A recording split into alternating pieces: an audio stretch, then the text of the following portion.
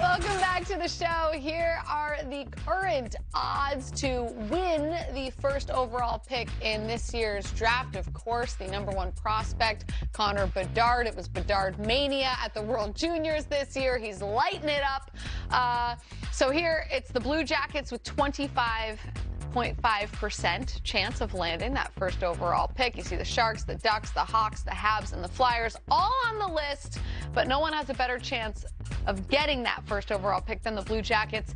They're taking on the Ducks tonight, so it's kind of like a Bedard Bowl, if you will. Yeah. But I think both franchises could certainly benefit from a Connor Bedard in the lineup. Do you think there's out of all the teams, like maybe not just the two that are playing tonight, but is there an area where you think maybe he fits anywhere? It's kind of a silly question. Where would you prefer to see him go, maybe? For me, I mean, you make one friend here and you get 8 enemies, right? Yeah. So, I mean, I would like to see him end up in Columbus with the Blue Jackets, just because I think they had Rick Nash early on in their franchise history, right? But he's a winger. He's not that centerman that you could really build around long term. I just think the Blue Jackets organization, they've had a lot of, you think about guys who've been there, then they want to leave, and,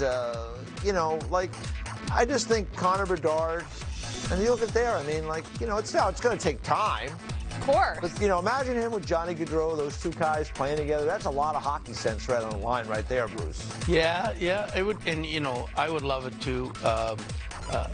For Columbus, because they seem to be getting around a lot of deals these days. But I mean, as a favorite, as a former coach of the team, I'd love him to go to Southern California, because when Gretzky went and it started building up the hockey people down there, California's now got a pretty good history of hockey. I just want to grow the game, and I think him being there would really help grow the game. Yeah, and with Trevor Zegras, that could be a fun duo as well. Yeah, that's not a bad point.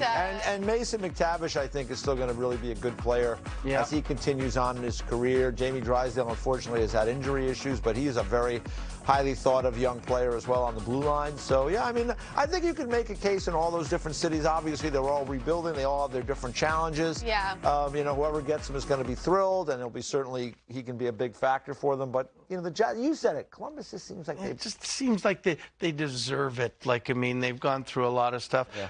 What convinced me for Columbus is when I found out that this year, when, it's really been tough from the jump, right? A ton of injuries. They have not really been winning all year long. That's why they have the best shot at landing the first overall pick.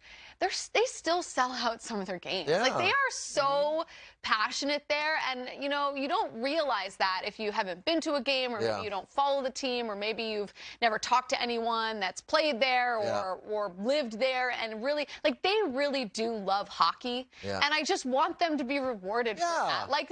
They're still selling out some games, despite the fact that they're terrible this year. Yeah. Not every team in the league can say that. And they wanted to sign Gavrikov and keep him in Columbus, but he just, he was going to be an unrestricted free agent. Everyone leaves. That's exactly. It is Panarin annoying. wanted out. Bobrovsky wanted out, right? It's a great Dubois city. wanted out. Yeah. They all want out. Yeah, and it's nice to see Johnny Gaudreau decides to go there. Patrick Laine is staying there.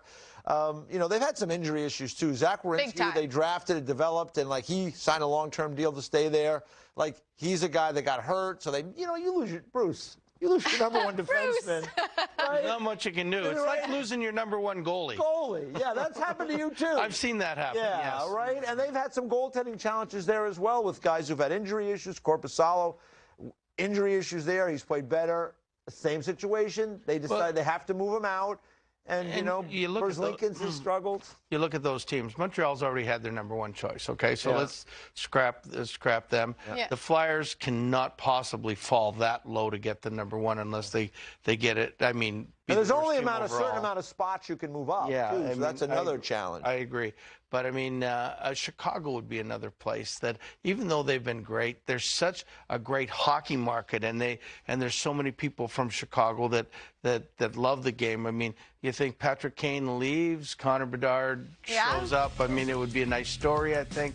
But I do think the Blue Jackets and the Ducks would be the most rewarding. Yeah, and how about the Sharks? We haven't even talked about the San Jose Sharks. They're the second best opportunity there. Mike Greer has come in his first year as a GM. He's had some challenges to try to help rebuild that team. He's got some older players that he probably can't move. Carlson has had an unbelievable year off the charts. They got to figure out their goaltending issues. But, you know, that's another franchise. I mean, they got to the final only a couple of years ago, and they've had long stretches of success in San Jose. They've just never won the Stanley Cup. Yeah. As they get into their rebuild, obviously someone like Connor Bedard would be wonderful for that market as well. But, you know, again, any of these teams that, you know, they would love to be sitting there at the top. And the draft lottery, I think it's coming up in May, so that'll be a highly viewed yes. draft lottery. And you know, for the folks at home who maybe aren't familiar with Connor Bedard, don't follow the World Juniors or don't follow minor hockey, here's a look at his combined stats. Okay, so this is his stats in the WHL and as well as the World Juniors this year. 59 games, he got 72 goals and 80 assists for 152 points. I mean, he really is a fun, special player. Yeah, look at the shots on goal. And nobody's done that for a long time. Like, I mean, junior scoring is way down. It's not like it was in the 80s, 90s, early 2000s where 150 points was the average. You know, I mean, for high-end players. This is an incredible, and he's 17. Yeah. Yeah, that's he's the not other 21. thing. He's 17 right now. So, I mean, I can't even believe where his ceiling is right at this point. By the way, that's about 6 shots on goal a game when you average it out. So that's your number, Bruce, right? 6 shots. That's what my dad used to tell me. Yep. You get 6 shots on goal a game, you're going to get a goal. That's right. All right. Well, Connor Bedard has scored many.